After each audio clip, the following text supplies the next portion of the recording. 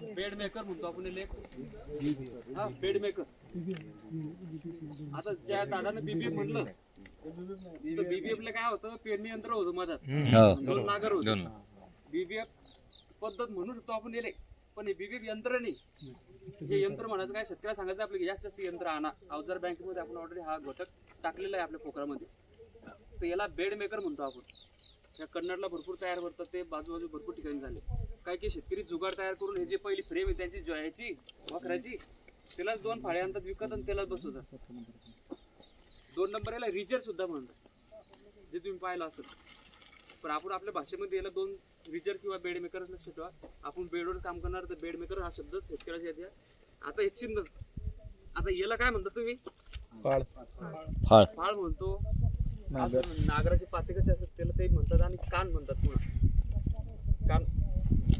चला आता बेड जो तयार करायचा आहे 4.5 फुटाचा असेल, 5 फुटाचा असेल, तर याची सगळी अरेंजमेंट कशाच भरोश्यावर माहिती आहे का?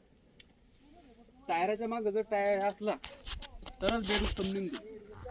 तुमच्या का बेडच्या टायराच्या मागे हा नागर किंवा कान असला तर ते बेडचे ते तोंड गाठवून चालतं. ते म्हणजे तुम्ही इमॅजिन करा, हे जर बेड इथं कोपऱ्यावर घेतला बी ते बेड मधात निघल चांगला, पण त्याच्या नाल्या उतरते म्हणजे खराब होती.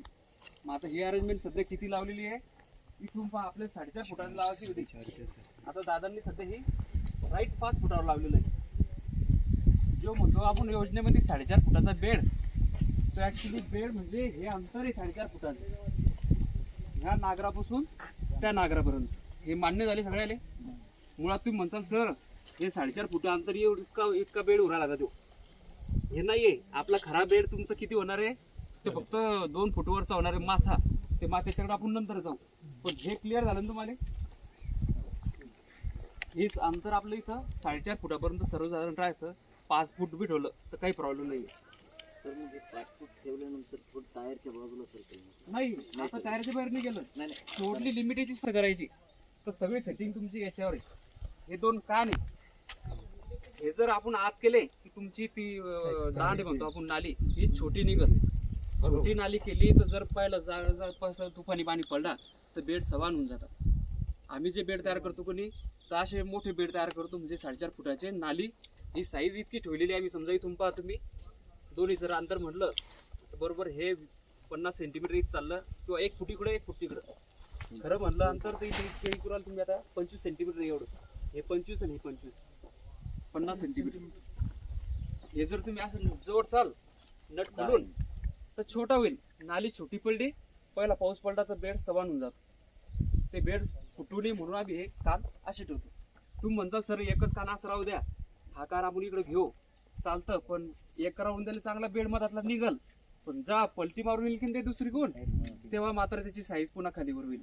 म्हणजे यंत्र जोडताना याची जशी साईज तुम्ही कमी करसाल तशी त्याची बी साईज कमी करणे. दोन्ही फारकच सारखेच लेवल, अजिबात त्याच्यामध्ये कमी जास्तपणा नको. आता हे काय, हे आपण शेतकरी बंधूला टी म्हणतो. मार्केटला आलेले सध्या असेच रॉड आहे. याची बी अरेंजमेंट करायला आपल्याला खालीवर उंची करायला सेंटीमीटरचं हे दिलेलं आहे. नट बोल्ट खोलला खालीवर करता येईल, बरोबर आहे. आता ही टी जे विशेष काम करते. याच्या अगोदर शेतकरी हे करत होते तर लाकूड लावायचं, पण लाकूड काय व्हायचं, लाकूड वाकडं तिकडं असलं काही वेळेस ते तुटा जावी आणि लाकडानं पाहिजे तसं काही मनसक्त होत नव्हतं. आता जे नवीन यंत्र आले की नाही, जे बेड मेकर आले ते फक्त काय करतात, फक्त इकडून 1 फूट आणि इकडून 1 फूट एवढंच दिलं. पण खरं माप आपल्याला असं पाहिजे, ह्या तोंडाजवळ ही पट्टी पाहिजे, ह्या तोंडाजवळ ही पट्टी पाहिजे. हे जर एवढंच असलं 1 फूट तर तुमचा बेडचा फक्त वरचा माथाच म्हणजे हे सपाट राहील, बाकीचं ते माथावर राहील. हे झालं इतकं. हे ना हे पहा, हे आपण टी म्हणायला उलटी टी. हे तुमचं जे जमीचा वरचा माथा आहे बेड सपाट करण्याचं काम काय करतं. बेडची जर सपाट नाही झाला तर टोकल्यानंतर लोटायला खूप त्रास होतो. ते टोकल्यानंतर युनिफॉर्म सारखं चालत नाही.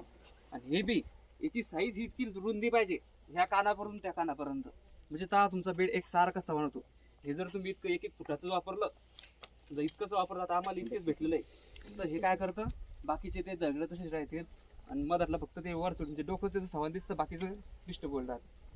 आता मान्य आहे, तुम्ही सगळी अरेंजमेंट केली, बेडचं खालीवर प्रमाण जशी जमीन आहे तसं होईल.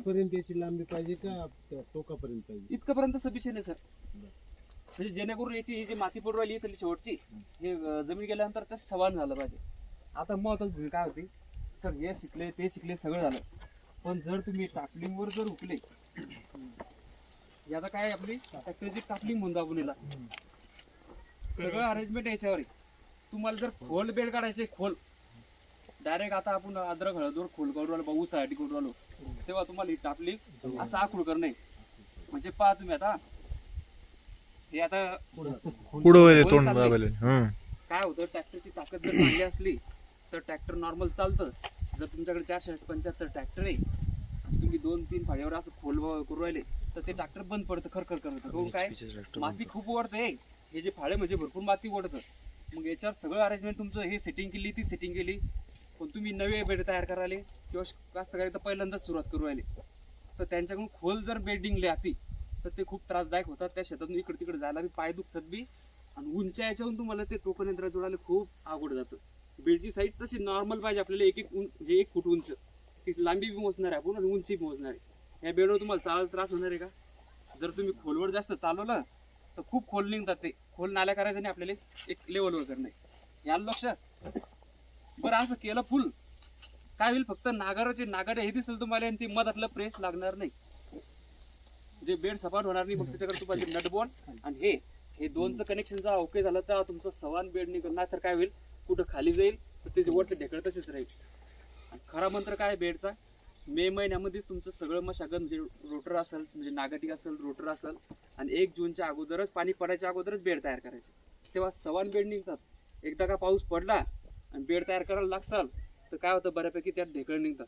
आणि ते ढेकळ काय राहतात, काही ढेकळं मोठे राहतात, ते काही पाहिजे तसं होत नाही. किती तुफानी पाडू पडू द्या, ते वरच जिरतात आणि बाकी टोकन यंत्राला खूप त्रास होतो. आता काही याच्यात अडचण